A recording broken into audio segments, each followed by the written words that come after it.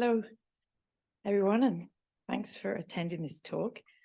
And I'm going to talk today about the geology of the subsurface fractures, which is obviously a lordy title, but I'm going to talk about it based on an oil and gas case study that myself and my team worked on from Vietnam, and possible applications of this knowledge to geothermal and CCS.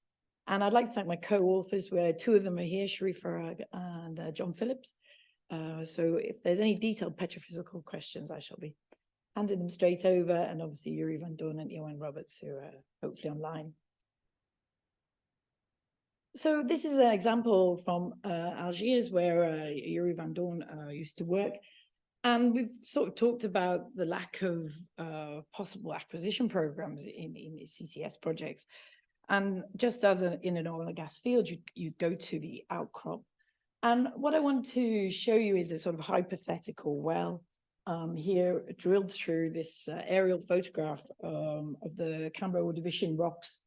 And because of course it's a desert, we have this lovely outcrop visualization. And what you can clearly see that there is a complex orientations to the fracture networks. And the movement along a fault, and if the faults are not straight, changes the stress directions and therefore the fracture orientation. And we see groupings, fracture swarms, which of course is what you would want to chase if you were in a sort of production capacity. And fracture, and if we're talking about CCS and seals, over the carbon capture storage reservoir, clearly you want to avoid. And what we do see, as you probably all know, is that you have a strong association of your fracture corridor with your faulting, and then of course the propagation away. And this knowledge of the outcrops, bearing in mind we only have a well in the subsurface, helps us sort of try to determine the lateral extent.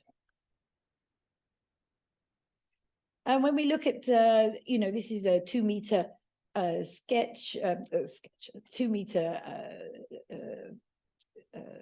photograph of a faulting with the fractures associated. And you can see that they're not linear, they're in a convex and concave orientation.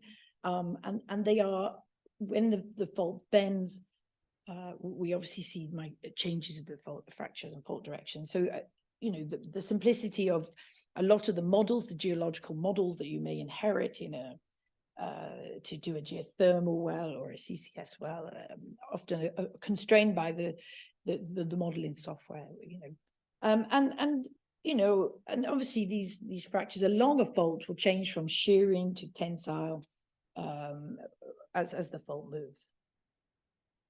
And here we see in the red arrows the maximum stress directions, but we obviously see, highly stressed zones, shearing, a normal faulting, reverse fault, and one single fault.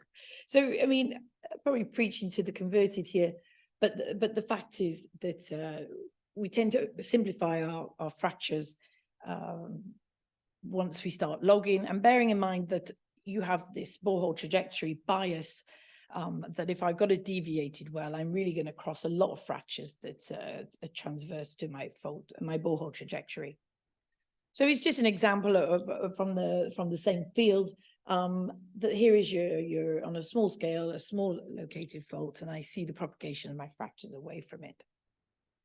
So when we're in the subsurface, if you've got bags of money, as the oil and gas used to have, we would love to put some high-end wireline logs down back in the day, but obviously LWD, obviously have almost matched the quality of these logs, and the borehole image devices that are out there, and the sonic scanner are two of the key wireline and now LWD equivalents that really help you visualize the images, the fractures in the subsurface.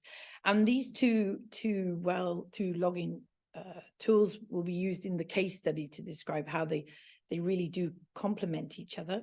But we're also going to show that, once you have a good acquisition well, and with a good data set, you can obviously interpret less sophisticated tools, in adjacent wells. So the two tools are quite different. The borehole image is measuring resistivity, and the sonic scanner is measuring acoustic. So here is an example of the sonic scanner. I'm using sonic scanner. I'm sorry, I'm ex-Schlumberger, so you'll just have to bear with me with the old Schlumberger terminology.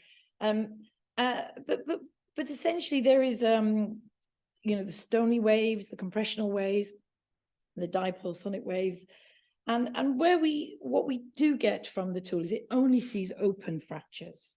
It can't see closed fractures.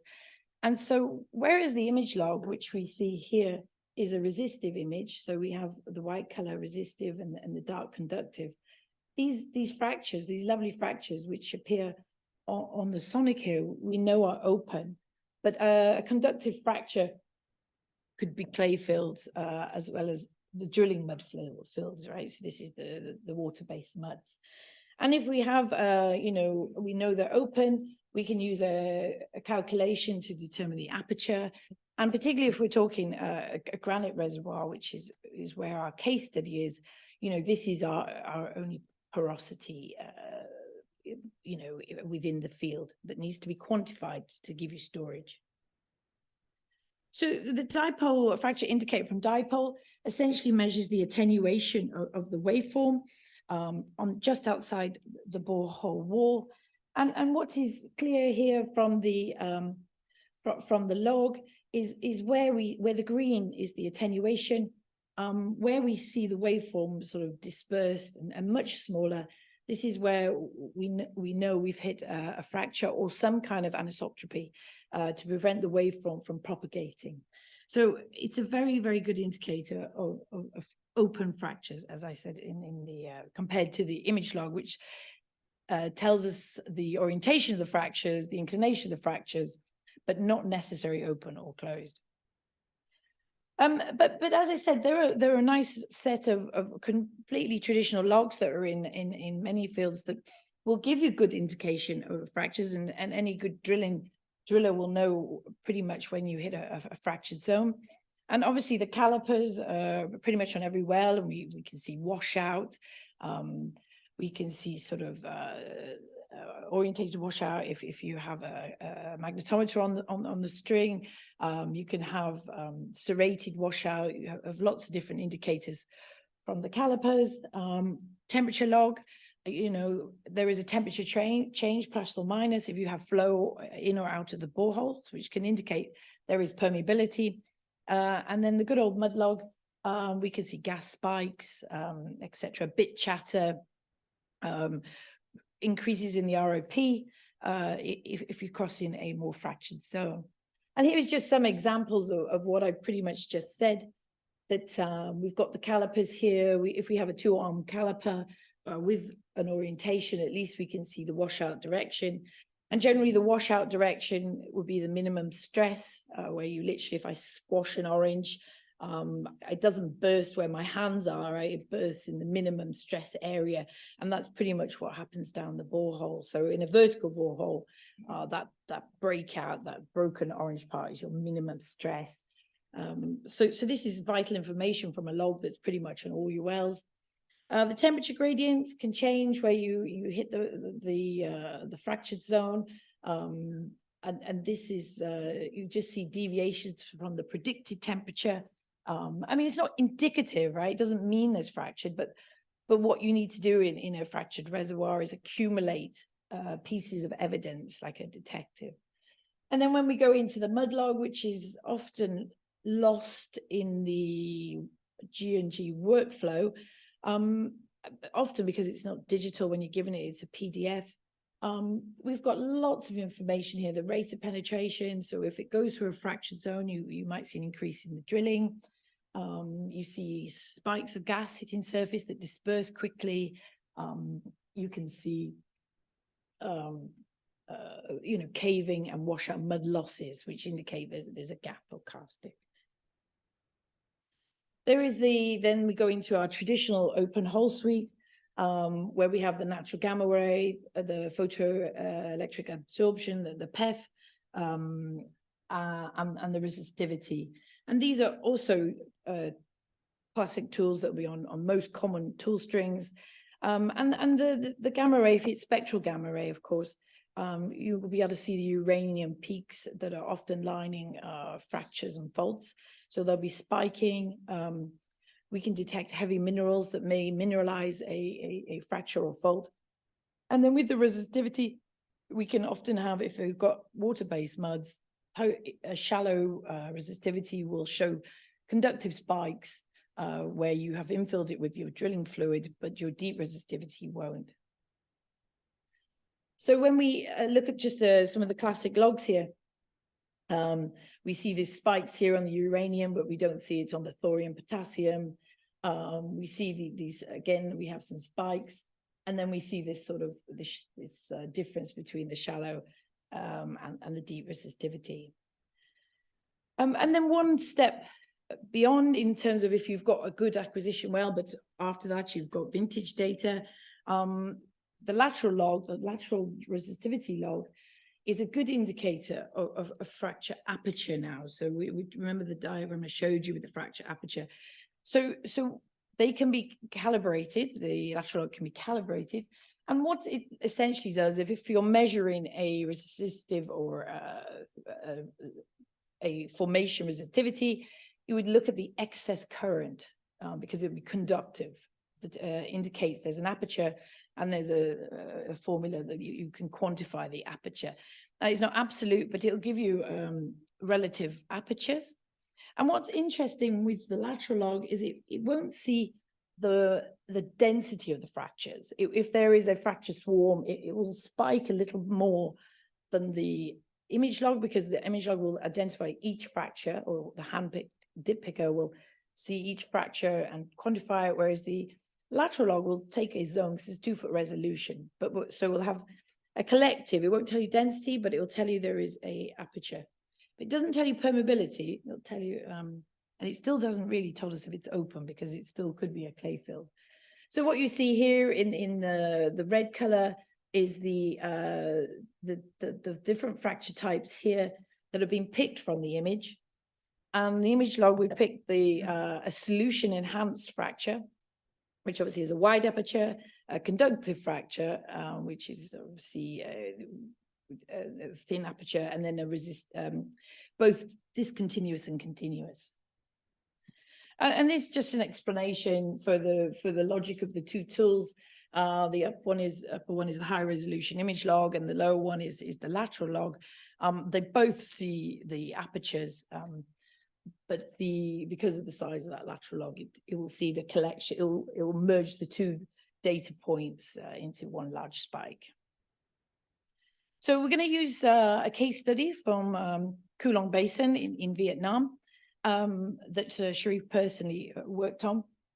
And what you have here is the outcrop, not necessarily being able to determine or help you with the apertures, but certainly the orientations of these fractures and faults are applicable to the subsurface. And, obviously you have, these are rocks at surface pressure, whereas rocks in the subsurface are at pressure. But ultimately, it turns out that in the orientation cases, we see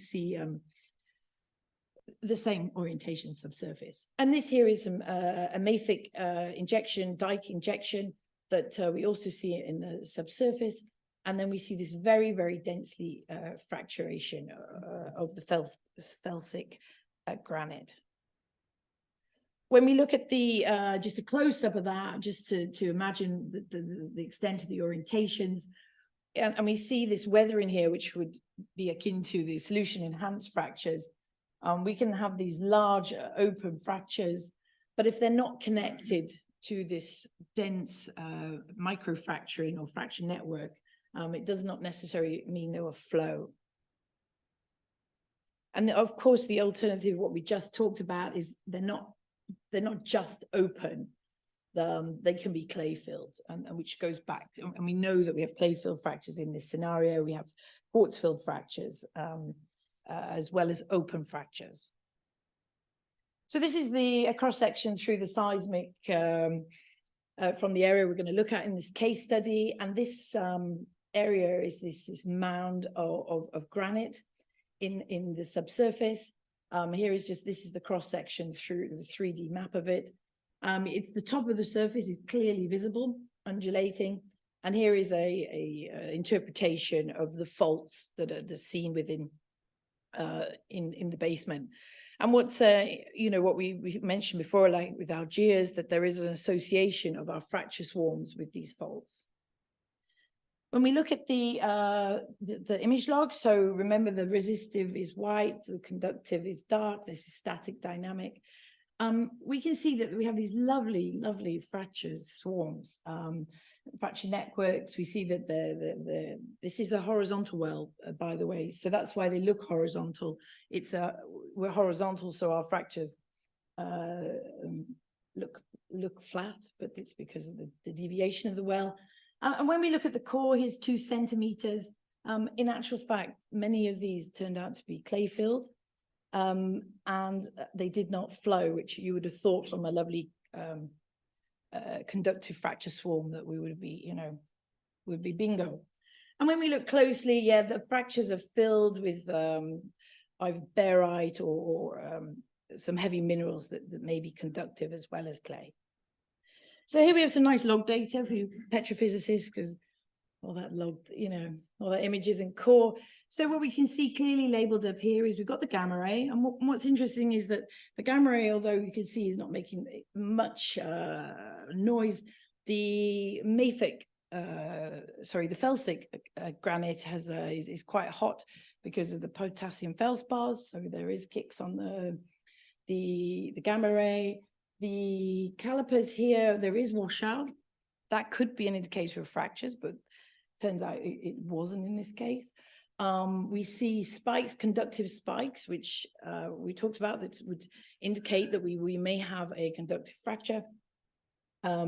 We see a lower density and higher density from the logs, which the mafic rocks are higher density, so compared to the felsic. So we were able to start to get a complexity of the granite, because we do tend to say, oh, granite reservoir, not mentioning there is a lot of different lithologies within a granite reservoir.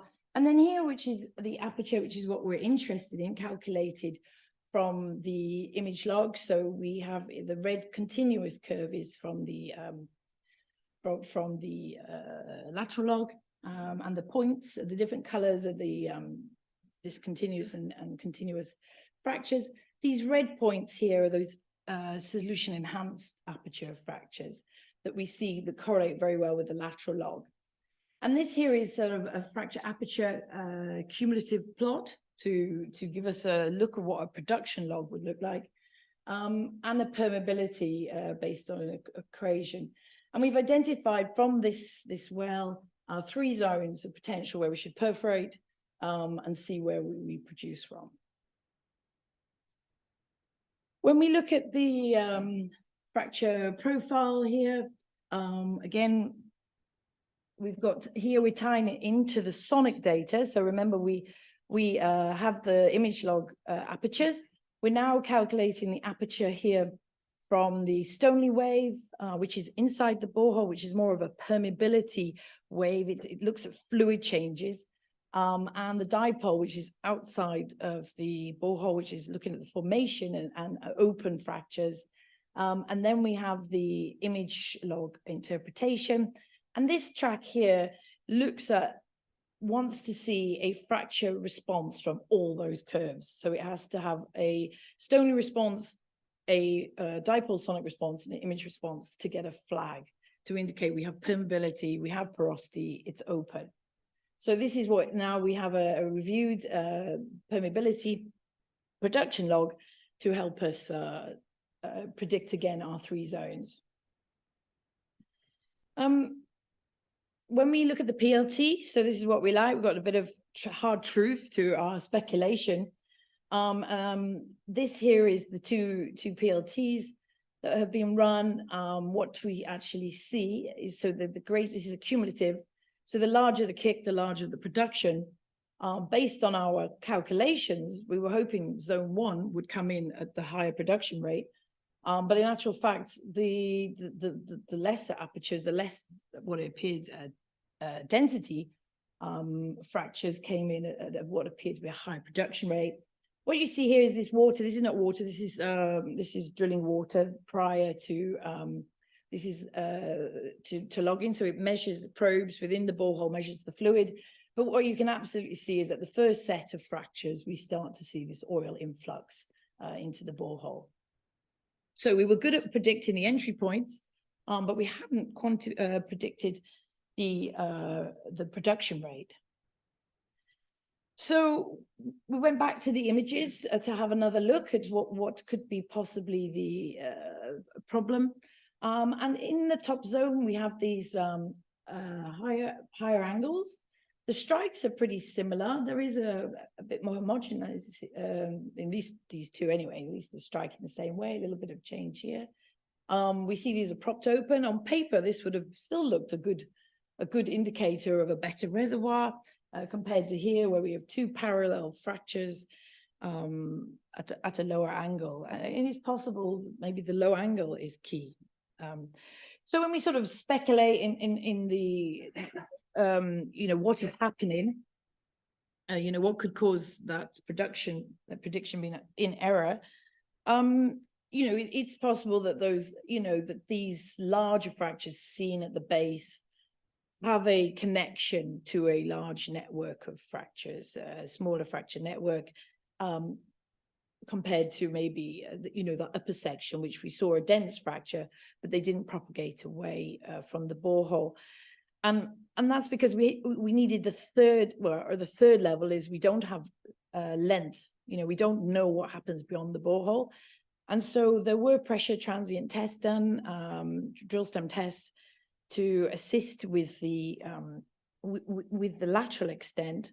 If you had very, very good seismic, you could probably tie it back to a fracture swarm, which may help with this understanding of why we had greater production lower down than above. But the DST showed that there was about 1 kilometer lateral extent to and thickness to this fracture zone. So we can understand from that oil and gas reservoir that even with a vast amount of data, we didn't quite get it right, but we saved quite a lot of money in getting at least the perforations correct. The tools sat together very well. Obviously, the image log and the sonic scanner are good two tools and acquisition methods, modes that complement each other. And of course, from there on, we felt comfortable that the lateral log and the sonic scanner would be also able to acquire what we need. And you may find that ultimately you only needed open hole logs because you feel very comfortable with it. But chasing these fractures swarms across wells was next to impossible. But the application to the geothermal really is that there is a vast amount of knowledge out there from the oil and gas industry, and a lot published. And also those outcrop examples that I showed you were akin to the subsurface. And so with a variety of methodologies, it would be feasible to start looking at the geothermal wells in a much leaner way in terms of trying to set your injectors and producers to coordinate, to connect between each other, having already said how difficult that is. But what's I'm opening up to the floor is that, could the granite depleted oil and gas reservoirs be a good storage facility for CCS? We know they're deep, mostly deep. We know there's good overburden. We know it's going to be at depths that we should stay in the liquid zone for injection. Because we know from, if we go into these sedimentary reservoirs there, it's the seal which has absolutely no data, almost no acquisition program has ever been acquired in the overburden.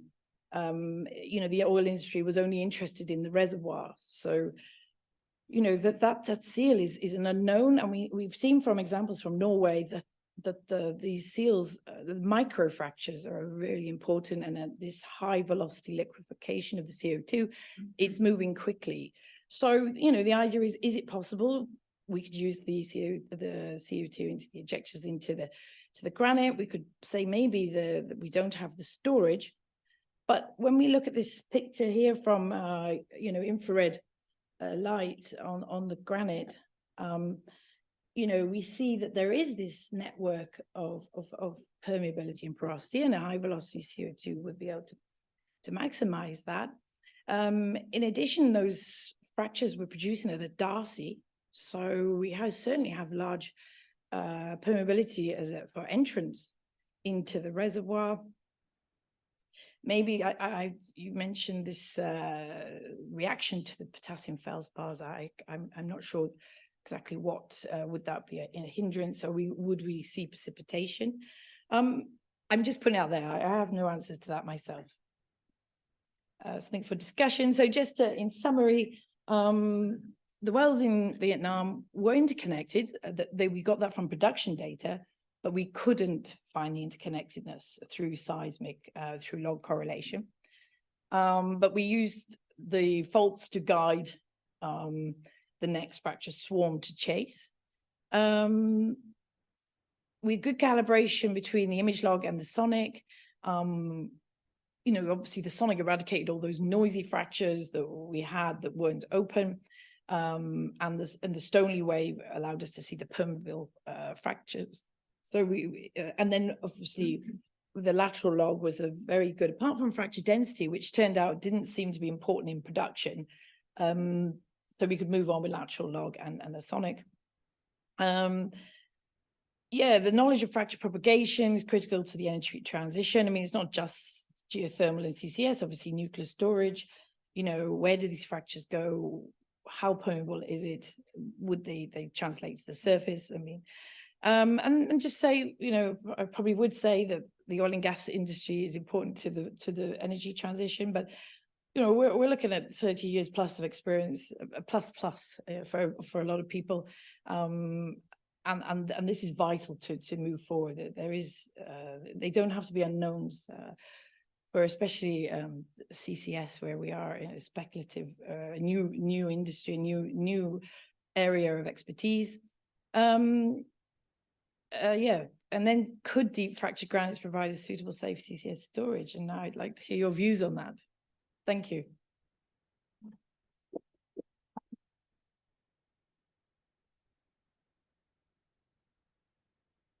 And Sharif and John are here, so you know.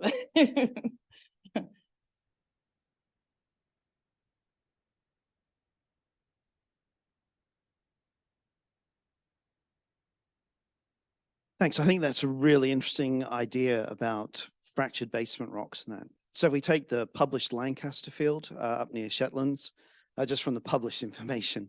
That's really interesting because that was exposed, it was weathered. There's a lot of enhancement of the fractures. I think we have the same problem from the first talk, which is that you've got orders of magnitude difference between the perm in the fracture and the perm in the enhanced rock space.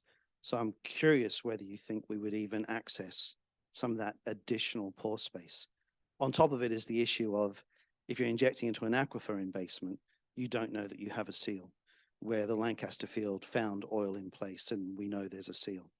So I would look for depleted. Personally, I wouldn't go for aquifer. Depleted oil and gas fields with a known seal. I wouldn't speculate on an aquifer one. I mean, I think with the volatility of the CO2, the speed of it's very fluid, it's highly mobile. I think it would be able to access the network, especially if you've already had the data set, which we had acquired, and you might want to go, oh, I know that's permeable, I know that's, you know, it turned out those big fractures seem to produce, and then the network fractures didn't.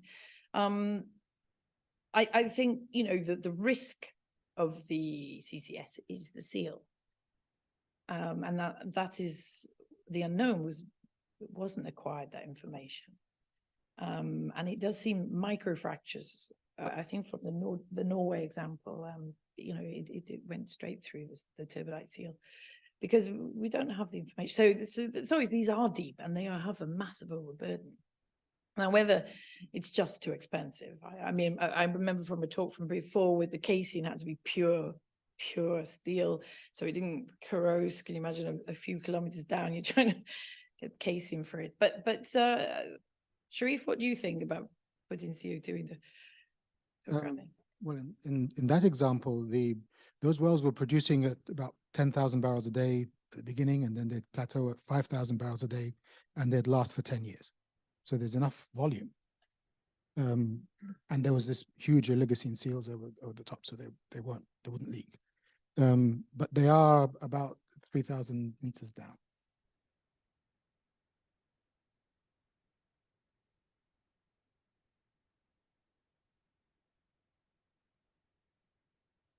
Yeah, you have mentioned it. I think CCS is a lot more about commerciality even than our traditional oil and gas, and I think that's a big challenge for deep basement reservoirs. I'm not sure how you would make that work. So my current understanding is your sweet spot is really, you just want to be in the supercritical phase, but as shallow as possible to make it commercially viable. And I'm wondering if this is very difficult to realize. Well, I don't know what depth the hurricane is at. It's not so deep, but yeah, I'm just speculating. I think you're correct. I think the maths has never been quite easy to understand in CCS, to be honest. So it's just speculating. And at least I do see the seal as the weak spot for all CCS reservoirs currently. I think we eliminate that risk. But... Hi, interesting presentation, particularly on the calibration of the lateral log with the image data for picking up the sort of magnitude of fracturing, really. Have you applied, it clearly works very well in this case, have you applied this in other cases in different lithology types or different scenarios to? Oh, I think Sharif can you answer that? Yeah. So it works we've tried it in Thailand as well in tight carbonates.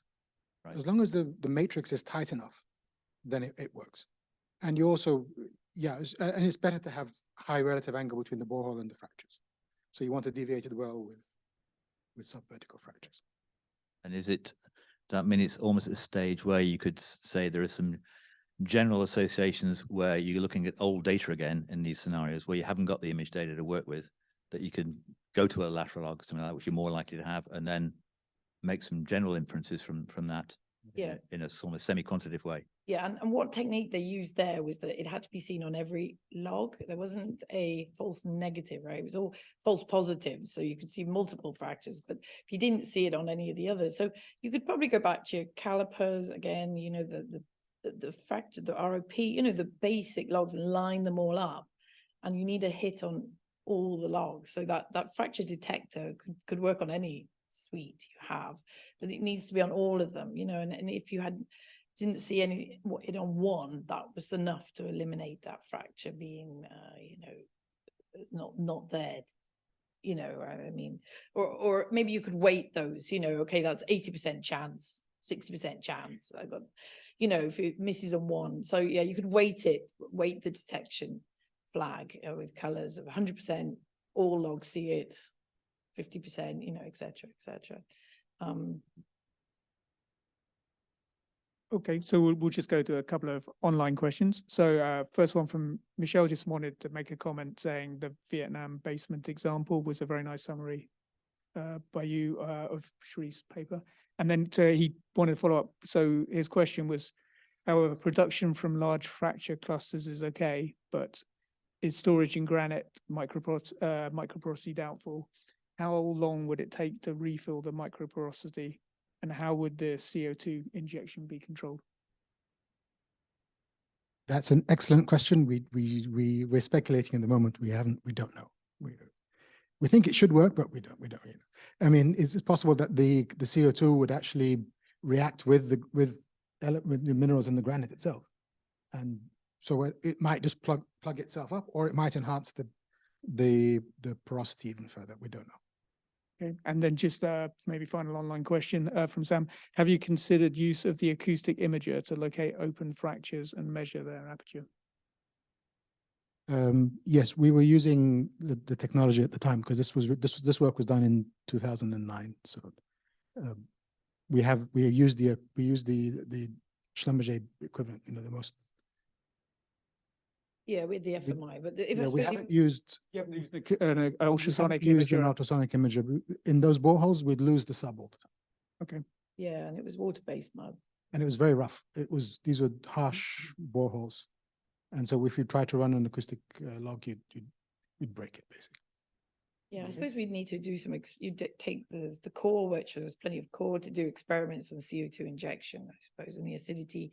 We know it's acidic. So, would that react with the rock? I mean, but if you inject into a sandstone and you often have calcite cement, you're going to dissolve that. So I don't know, but I think the depth is probably the greatest limitation. But they're not all basement. There is lots of granitic mounds that are closer to surface that may be worth considering. Okay. Okay, thank you.